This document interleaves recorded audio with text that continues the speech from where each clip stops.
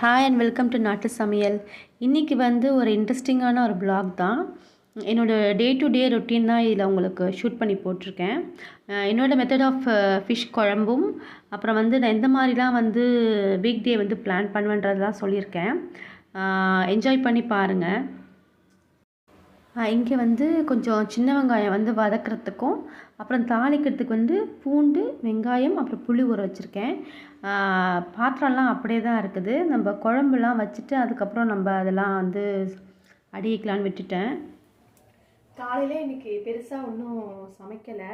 அதாவது மதியானத்துக்கு வந்து கொஞ்சம் வந்து மருந்து குழம்பு இருந்ததுனால அதை மட்டும் கொடுத்து விட்டுட்டேன். பசங்களுக்கு வந்து கர்ட் ரைஸும் எக்கும் கொடுத்து விட்டேன். இப்போ தான் வந்து எல்லா வேலையும் முடிச்சுட்டு சரி நம்ம மீனில் கை வைப்போன்றதுனால வேலையெல்லாம் முடிச்சுட்டு க்ளீன் பண்ணிவிட்டு சரி குழம்பு வச்சுட்டு ரெஸ்ட் எடுக்கலான்ட்டு வந்திருக்கேன். கொஞ்சமாக வந்து கடலெண்ணெய் ஊற்றிக்கிறேன். இது வந்து ஒரு ஸ்பூனுக்கு கம்மி தான் நான் ஊற்றிருக்கேன்.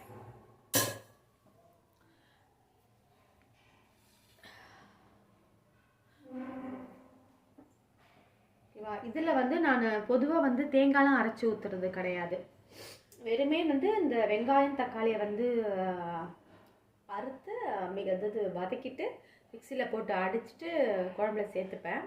காலையில் வந்து பிரேக்ஃபாஸ்ட்டு என்ன செஞ்சேன்னு பார்த்தீங்கன்னா சாமை அரிசியில் பொங்கலும் சாம்பார் வச்சுட்டு பச்சை பட்டாணி அது வந்து சுண்டல் பண்ணிட்டேன். ஸ்நாக்ஸுக்கு வந்து பனங்கிழங்கு அதோட சரி.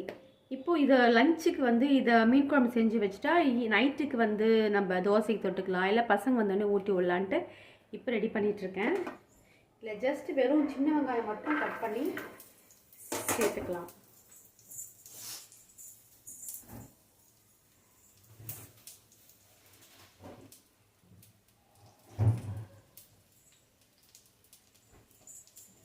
இன்றைக்கி வந்து மார்னிங் ட்ரிங்க் வந்து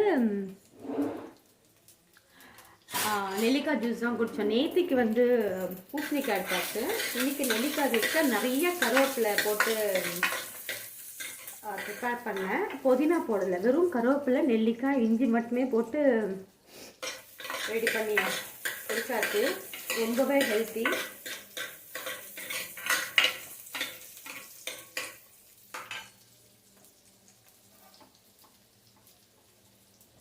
அதாவது ஊருக்கு பொங்கலுக்கு போயிட்டு வந்து இப்போ தான் கொஞ்சமாக வந்து பேக் டு தி ஃபார்ம்ன்ற மாதிரி வந்துட்டுருக்கேன்.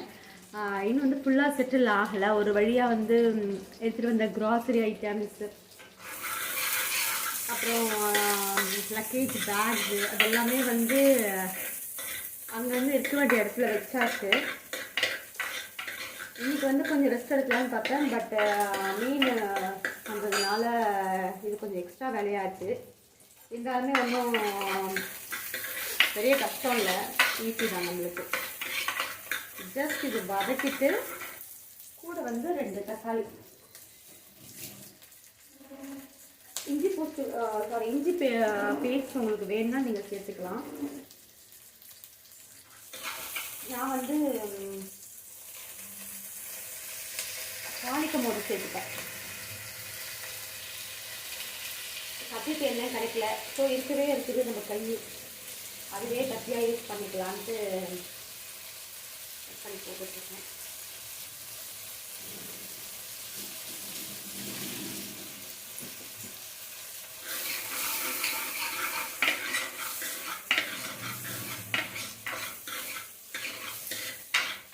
இதை பாதி வந்து முக்கால்வாசி குழம்பு வச்சுட்டு பசங்களுக்கு மட்டும் கொஞ்சம் ஃப்ரை பண்ணுறதுக்காக எடுத்து வைக்க போகிறேன். நீங்கள் பார்த்துட்டே வந்தீங்கன்னா தெரியும், என்னோடய குக்கிங்கில் வந்து எண்ணெய் வந்து ரொம்பவே வந்து லிமிட்டாக தான் சேர்த்துப்பேன். ஜாஸ்தி யூஸ் பண்ணுறது கிடையாது பொதுவாக எங்கள் 2 பேர்த்துக்கும். ஆனால் பசங்களுக்கு வந்து நார்மலாக சீஸு, பட்டரு, கீ எல்லாமே வந்து ஆட் பண்ணி கொடுக்குறது. சொல்லப்போனால் அவங்களுக்கு வந்து தனியாக தான் நான் சமைக்கிறேன். நிறையா கீ போட்டு நிறையா எண்ணெய் போட்டு ஃப்ரை பண்ணி அந்த மாதிரி தான் அவங்களுக்கு கொடுக்குறேன். ஒன்ஸ் இந்த மாதிரி நம்ம சிறுதானியம்லாம் அவங்களுக்கும் கொடுத்தா உடம்புக்கு அது நல்லது தான்.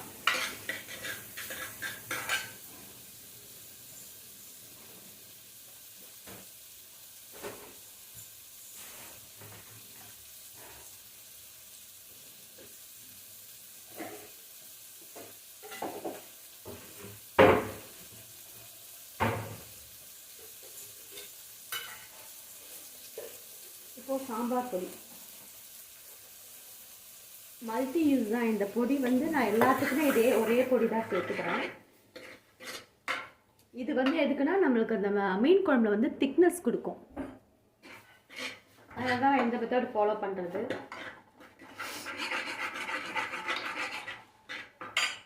சட்டியை ஆஃப் பண்ணியாச்சு. இது ஆறட்டும். அதுக்குள்ளே நம்ம வந்து இது ஃப்ரை பண்ணுறதுக்கு ரெடி பண்ணி வச்சிடலாம்.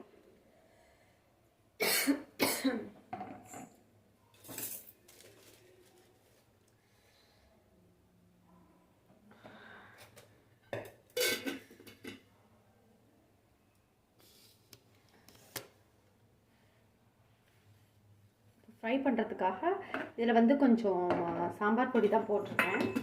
அது மட்டும் இல்லாமல்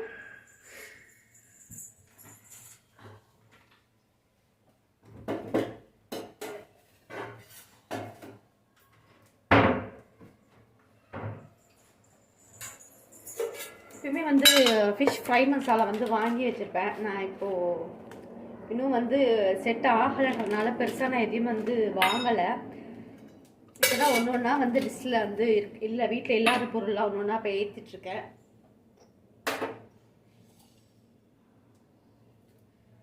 உப்பு,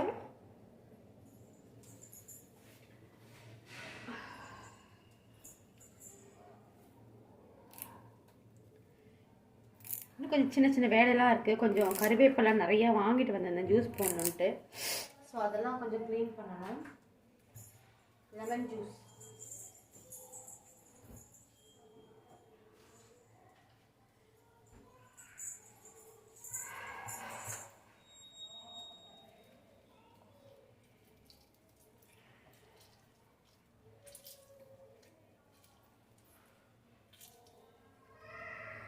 டிப் என்னென்னா, நம்ம இந்த மாதிரி மீன் வாஷ் பண்ணுறோம் இல்லை கறி வாஷ் பண்ணுறோம் அப்படின்னா லெமனை வந்து கையில் தேய்ச்சிக்கிட்டிங்கன்னா அந்த கவிச்சி வாடைன்னு சொல்லுவோம் பாருங்கள், அது இருக்காது. ட்ரை பண்ணி பாருங்கள்.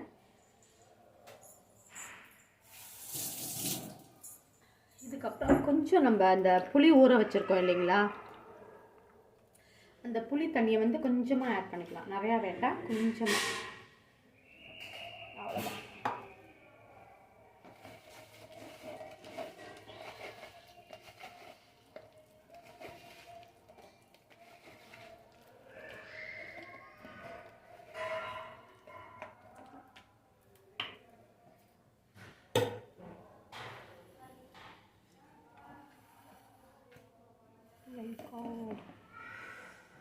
எடுத்து நம்ம கீழே வச்சிடலாம்.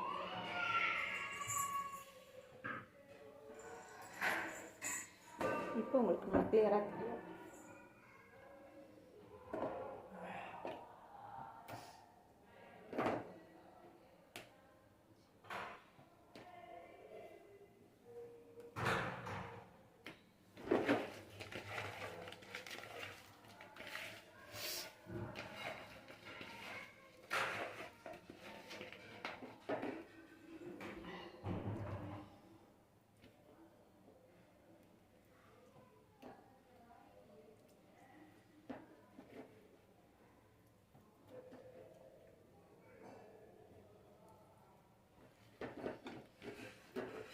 ரொம்பவே ஹெல்த்தியான எல்லாமே நல்லா ஹெல்த்தி தான். ஆனால் இந்த கவலை மீன் வந்து உடம்புக்கு அவ்வளோ நல்லது.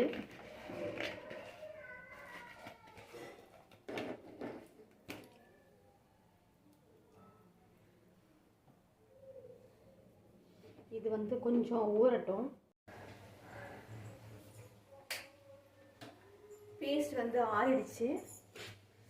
இது அரைச்சிட்டு வந்துட்டோம் பாருங்கள். இது வந்து தனியாக இருக்கட்டும்.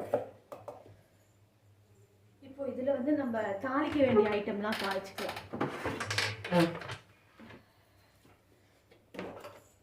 எண்ணெய் வந்து கம்மியாக தான் ஊற்றிருக்கேன். ஏன்னா வந்து ஒரு ஸ்பூன் தான் எண்ணெய் இருக்கும். ஏன் இந்த அளவு நான் ஊற்றுறேன்னா, நம்ம ஃப்ரை பண்ணும் போது அதில் கொஞ்சம் எண்ணெய் மீறும் இல்லைங்களா, அந்த எண்ணெய் இதில் கொஞ்சம் சேர்த்துப்பேன். ஏன்னா கொஞ்சம் டேஸ்ட்டாக இருக்கும் அந்த எண்ணெய். அதனால் வந்து இப்போ நான் தாளிக்கும் போது கம்மியாக சேர்த்துக்கிறது. தாளிக்கிறதுக்கு வந்து கொஞ்சம் ஜீரகம் போட்டிருக்கேன், கொஞ்சமாக வந்து வெந்தயம், இது 2 தான்.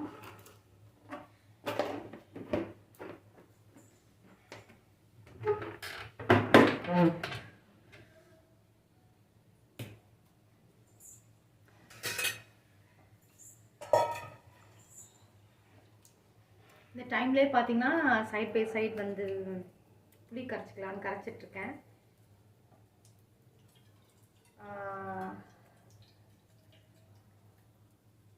நேற்றுக்கு ஆக்சுவலாக வந்து சப்பாத்தி வந்து குருமா சிம்பிளாக இருந்தாலும் டேஸ்ட்டாக இருந்தது. பசங்களுக்கு மட்டும் என்ன பண்ணிட்டேன்னா அந்த சீஸ் ஸ்லைஸ் இருக்கும் இல்லைங்களா, அதை வந்து உள்ளே ஸ்டஃப் பண்ணி சாப்பிட கொடுத்துட்டேன் குருமா வச்சு. ஏன்னா அவங்க கொஞ்சம் ஹெல்த்தியாக சாப்பிட, நாங்கள் வந்து புல்கா மாதிரி போட்டுக்கிட்டோம்.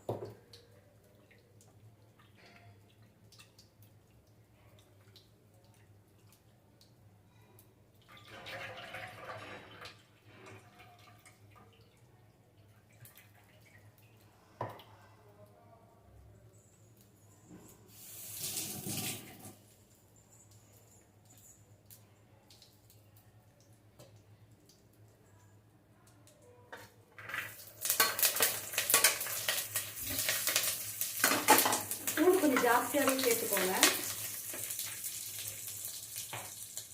உங்ககிட்ட பேசிட்டே நான் வந்து இஞ்சி பூண்டு பேஸ்ட் வந்து அந்த ஃப்ரை பண்ணுற அந்த மீனில் ஆட் பண்ண மறந்துட்டேன். ஸோ நம்ம இதை வந்து ரெடி பண்ணிவிட்டு அப்போ ஆட் பண்ணிக்கலாம். அதுவுமே வந்து ரொம்ப ஃப்ரீசரில் வச்சுருந்ததுனால ரொம்பவே எரிக்க போகிற மாதிரி இருக்குது.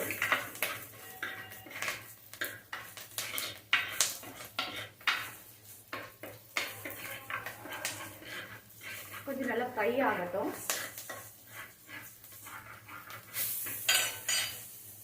இப்போ நம்ம அரைச்ச அந்த பேஸ்ட்டையும் ஆட் பண்ணிக்கிறோம்.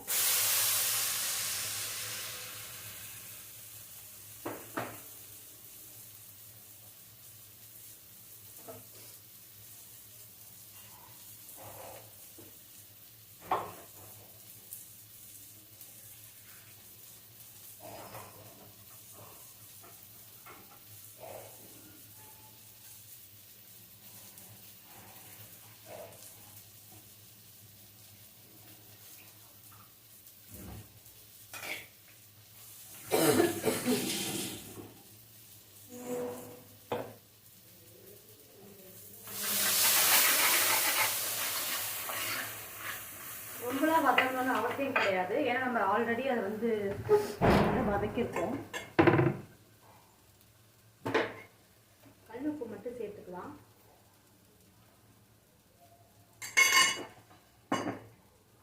சேர்த்துட்டு இந்த புளியை வந்து அதில் கரைச்சி விட்டுருவோம்.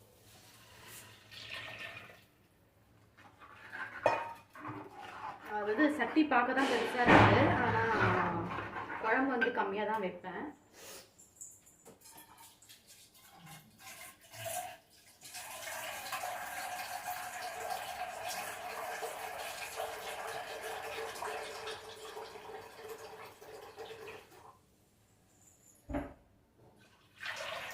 அவ்வளோதான், மீன் குழம்போட வேலை முடிஞ்சிருச்சு. நம்ம டேஸ்ட் பார்த்துட்டு நல்லா கொதிக்கட்டும்.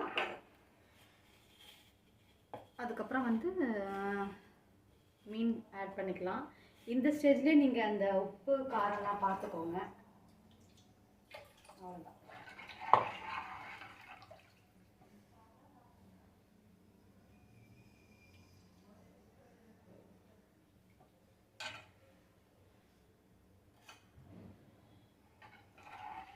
கிச்சனுக்குள்ளே வந்துட்டு அந்த வேலை முடிஞ்சு போகிறதுக்குள்ளே கைப்பிடி துணி ஒரு 2-3 வந்து நாஸ்தி ஆயிடுது.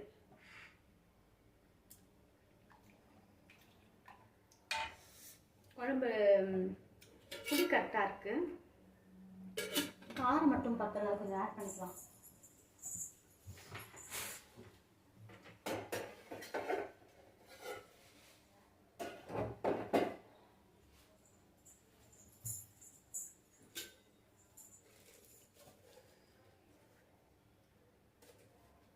ரொம்ப இல்லை, சுத்தமாகவே பத்தலை.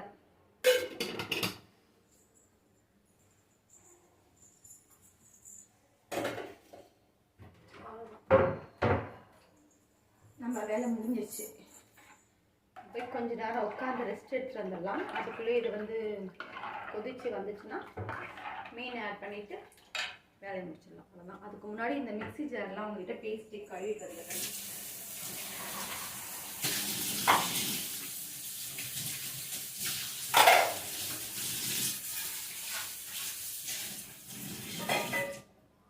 அவ்வளோதான். மீது கொஞ்சம் புளி இருக்குது, அதை வந்து நாளைக்கு ஏதாவது குழம்பு வச்சா அதுக்கு யூஸ் பண்ணிக்கலாம்.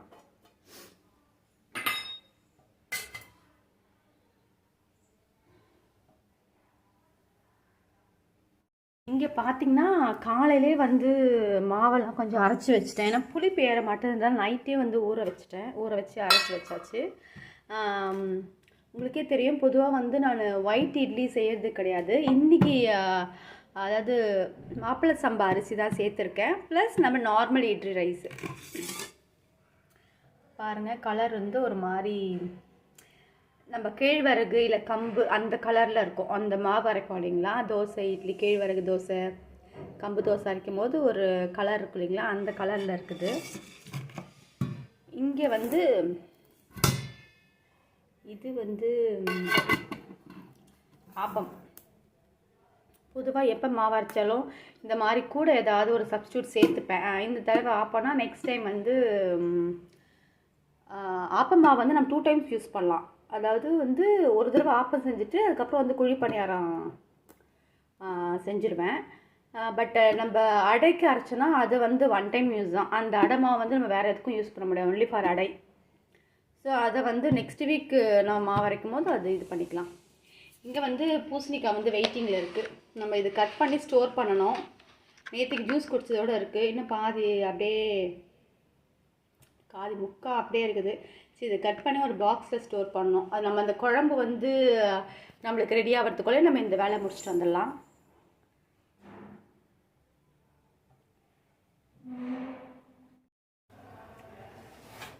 குழம்பு வந்து நல்லா கொதிச்சிருச்சு பாருங்கள், அந்த கடிப்பு வந்துருச்சு. இந்த டைம் வந்து நம்ம மீன் ஆட் பண்ணிக்கலாம். நடுவில் வந்து ஒரு 2 பச்சை மிளகாய் வந்து கீறி போட்டேன், ஏன்னா காரம் வந்து பத்தலை, இன்னும் கீறி போட்டேன். அதுக்குள்ளே வந்து நம்ம பூசணிக்காய் வந்து கட் பண்ணிட்டு வந்தாச்சு. இது வந்து ஸ்டோர் பண்ணி வச்சுக்கலாம்.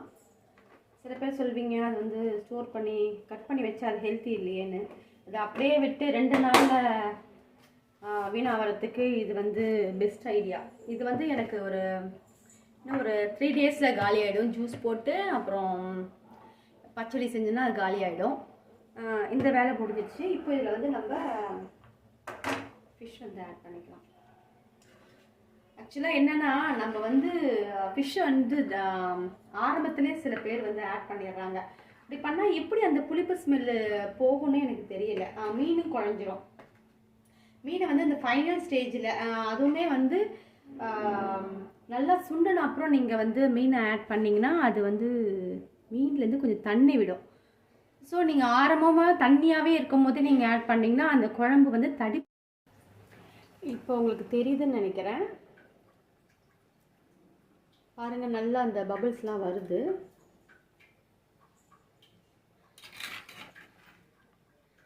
அந்த சட்டி வந்து மீன் குழம்புக்கு மட்டுமே யூஸ் பண்ணுறேன். இது வாங்கி ஆச்சு ஒரு 10 வருஷம் கிட்ட ஆகுது.